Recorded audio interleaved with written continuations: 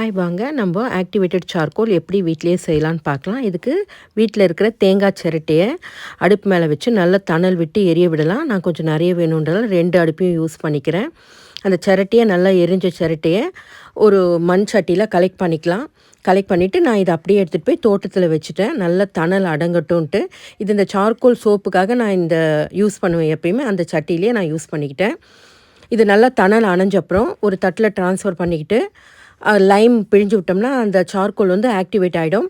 அது அப்படியே ஒரு ஓவர் நைட் நம்ம வந்து ஆற விட்டுட்டு மறுநாள் நார்மல் வாட்டரோ இல்லை ரோஸ் வாட்டர் இருந்தால் அதில் நல்லா ரின்ஸ் பண்ணிவிட்டு ஒரு பிளேட் எடுத்து சன் ட்ரை பண்ண எடுத்து வச்சிடலாம். இது ப்ராசஸ் கொஞ்சம் பெருசு தான், ஆனால் மல்டி பர்பஸ் யூஸ் இருக்குங்க. ஃபேஸுக்கு யூஸ் பண்ணிக்கலாம், ரிங்கிள்ஸ் வராமல் இருக்கும், பிளாக் ஹெட்ஸ் ஒயிட் ஹெட்ஸ்க்கு யூஸ் பண்ணிக்கலாம். அந்த காலத்தில் நம்ம பாட்டிங்க இந்த பவுடர் வச்சு தான் பல்லே தேய்ச்சிருப்பாங்க.